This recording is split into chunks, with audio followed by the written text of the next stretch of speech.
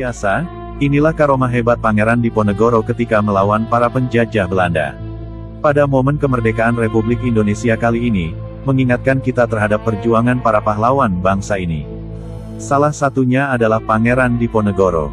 Nama asli Pangeran Diponegoro sewaktu dilahirkan adalah bernama Bendoro Raden Mas Mustahar. Kemudian, diubah menjadi Bendara Raden Mas Antawirya, lalu nama Islamnya adalah Abdul Hamid. Pangeran Diponegoro bernama lengkap Kiai Haji Kanjeng Bendoro Raden Mas Ontowiryo Abdul Hamid Mustahar Heru Cokro Senopati ing Alogo Sayyidin Pranotogomo Amirul Mukminin Khalifatullah Tanah Jawi Pangeran Diponegoro pahlawan Goa Selarong. Beliau banyak digambarkan dalam karya seni dengan sosok berjubah layaknya seorang ulama. Ternyata, beliau adalah sosok yang sangat religius. Dalam catatan sejarah, ternyata Pangeran Diponegoro dikenal juga sebagai seorang santri, ulama, ahli zikir dan mujahadah, guru tarekat Qadiriyah, pahlawan bangsa, dan sebagai wali Allah.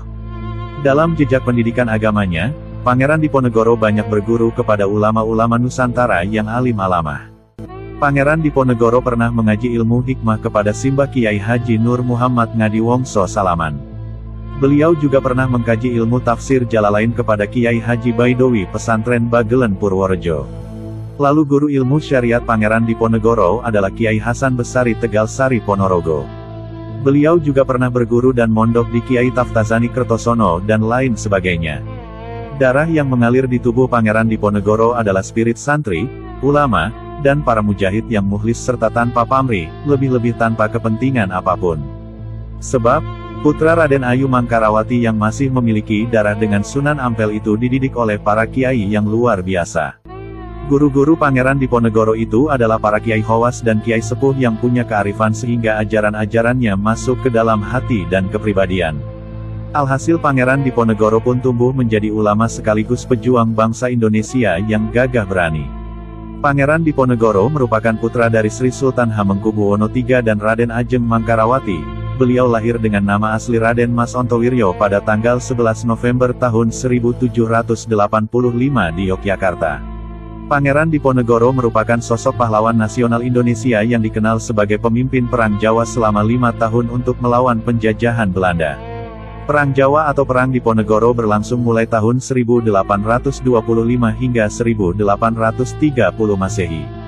Perang ini tercatat sebagai perang yang menelan paling banyak korban dalam sejarah Indonesia, yakni 8.000 korban Belanda, dan 7.000 korban pribumi, dan 200.000 orang mengalami kerugian materi sejumlah 25 juta gulden.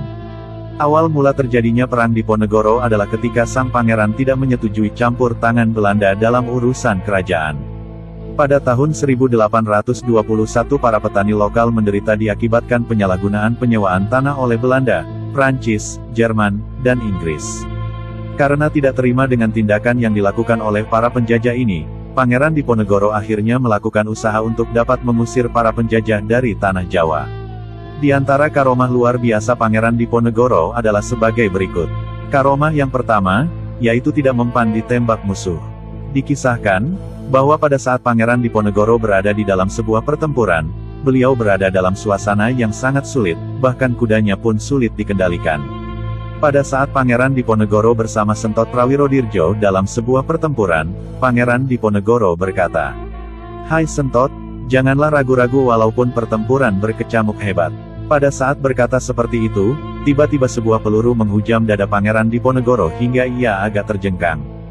Namun ajaibnya, peluru tersebut malah pecah berkeping-keping dan tak mempan membunuh Pangeran Diponegoro. Selain itu, dalam babat Diponegoro, Pangeran Diponegoro tidak pernah mengatakan bahwa beliau sakti ataupun kebal. Akan tetapi beliau selalu mengatakan bahwa itu semua adalah kehendak Allah, dan kehendak Allah itu datang karena beliau selalu berserah diri kepada Allah dan ikhlas melakukan hanya kepada Sang Pencipta. Saking kebalnya, bahkan Jenderal Belanda pun mengungkapkan secara gamblang bahwa Pangeran Diponegoro adalah manusia yang terbuat dari besi. Karomah yang kedua, yaitu keajaiban sholawat Nabi. Pada Jumat Pahing malam Sabtu Pon tanggal 29 September tahun 1829, satu episode Perang Jawa, di mana terjadi peperangan yang sempat membuat pasukan Pangeran Diponegoro terpukul mundur dan terdesak.